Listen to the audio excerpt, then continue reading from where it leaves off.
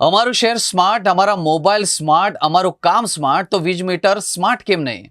ત્યારે ગુજરાત વિદ્યુત ટેકનિકલ કર્મચારી મંડળના ઉપપ્રમુખ પૃથ્વીરાજસિંહ ગોહિલના ઘરે સ્માર્ટ મીટર લગાવતા મીટરનું સામયો કરવામાં આવ્યું હતું। ગુજરાત જ્યારે પ્રગતિ કરી રહ્યું છે ત્યારે સ્માર્ટ સિટીનો સંકલ્પ સિદ્ધ કરવો હોય તો સ્માર્ટ મીટર આપણે લગાડવું ખૂબ જ જરૂરી છે। આ સામયો એટલે કર્યું છે કે લોકો અત્યારે સોશિયલ મીડિયામાં અને એમાંય ધીમે ધીમે એવી અફવા ફેલાવે છે કે સ્માર્ટ મીટરથી બિલ આવે છે, સ્માર્ટ મીટર હાનિકારક છે, સ્માર્ટ મીટરથી ડબલ બિલ થઈ જાય છે, પૈસા કપાઈ જાય છે।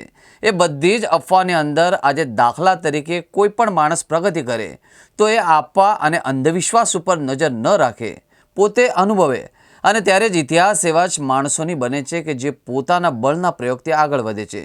એટલે અત્યારે અમે આ પીજીવીસીએલની દરેક કચેરીની અંદર સ્માર્ટ મીટર છે, એક ગ્રાહક જોઈ શકે છે, અનુભવથી આગળ વધી શકે છે। બાકી વાત ઉપર કે અંધવિશ્વાસ અને વાતો કરવાથી ઇતિહાસ ક્યારે રચાતો નથી।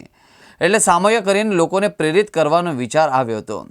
એક કર્મચારી છે કે જે પેટા વિભાગીય કચેરીના એમના ઘરે જઈ શકો છો કે આજે સ્માર્ટ મીટર લગાવવાનો કાર્યક્રમ હતો, એટલે સ્માર્ટ મીટરનો આવકાર માટે એક સામયો એમના દીકરી દ્વારા કરવામાં આવ્યો હતો। કંકુ ચોખા કરવામાં આવ્યા અને એવો સંદેશો આપવા માંગતા હતા કે આ દરેક અપનાવવું જોઈએ। જ્યારે આખો સમાજ, સોસાયટી, આપણે દેશ સ્માર્ટ તરીકે કામ રહી રહ્યું છે તો સ્માર્ટ મીટર દરેકે ખુશી ખુશી અપનાવવી જોઈએ। એ સંદેશો પહોંચે એના માટે આ એક કાર્યક્રમ રાખવામાં આવ્યો હતો। જૂની ભગવતી સોસાયટીમાં રહું છું। આજે મારા ઘરે સ્માર્ટ મીટર લગાડવા આવ્યા, એટલે મને એક એવું થયું કે અત્યારે માનનીય નરેન્દ્ર મોદી સાહેબનું નેતૃત્વમાં ગુજરાતના દરેક ગામ સ્માર્ટ તરફ આપણે જઈ રહ્યા છીએ, ત્યારે વીજળી એ માણસની પહેલી જરૂરિયાત છે।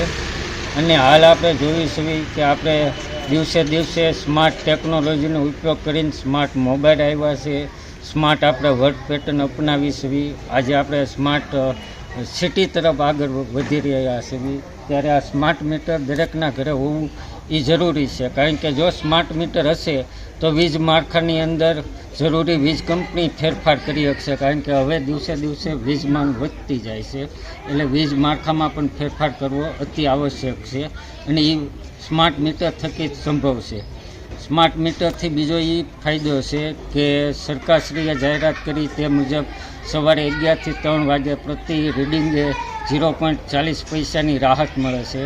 બીજું કે ઘણીવાર એવું થાય કે આપણે લાઇટ બિલ ભૂલી ગયા હોવી કે કદાચ સમયની વ્યસ્તતાએ ભરાનું ન હોય તો જે આપણને વ્યાજ એનું લાગે છે બાકી વીજ બિલમાં, તે 15% જેવું વ્યાજની રકમ આપણે ભરવી નહીં પડે। ત્રીજી વસ્તુ કે ગ્રાહકો, જો અત્યાર સુધી શું થતું કે 2 મહિને બિલ આવતું, એટલે આની અંદર આપણે બજેટ હતું ગૃહિણીનું, એ બજેટ આમાં રહેતું નહીં, 2 મહિને બિલ આવતું, એની જગ્યાએ સ્માર્ટ મીટર લાગતા હવે ડે ટુ ડેના કન્ઝપ્શન મોબાઈલમાં આવી શકશે, એટલે ગૃહિણી બજેટ પણ એનું નક્કી કરી શકશે। એટલે સ્માર્ટ મીટર ખૂબ જ આવશ્યક છે અને હું ગુજરાતની જનતાને એટલું કહેવા માગું છું કે આપણે ગુજરાત અત્યારે હરણફાળ પ્રગતિ કરી રહ્યું છે, ત્યારે સ્માર્ટ સિટીનો જો આપણે સંકલ્પ સિદ્ધ કરવો હોય તો સ્માર્ટ મીટર આપણે લગાડવું ખૂબ જરૂરી છે। આજે સામયું કર્યું છે, આ વિચાર ક્યાંથી આવ્યો? આ સમય એટલે કર્યું છે કે અત્યારે લોકો સોશિયલ મીડિયામાં અને એમાં અફવા ધીમે ધીમે એવી ફેલાવે છે કે સ્માર્ટ મીટરથી બિલ આવે છે, સ્માર્ટ મીટર હાનિકારક છે, સ્માર્ટ મીટરથી વધારે ડબલ બિલ થઈ જાય છે, પૈસા કપાઈ જાય છે। એ બધી અફવાની અંદર આજે દાખલા તરીકે કોઈ પણ માણસ પ્રગતિ કરે તો એ અફવા કે અંધવિશ્વાસ ઉપર નજર ન રાખે, એ પોતે અનુભવી કરી અને ઇતિહાસ એવા જ માણસોનો બને છે જે પોતાના અનુભવે આગળ વધે છે।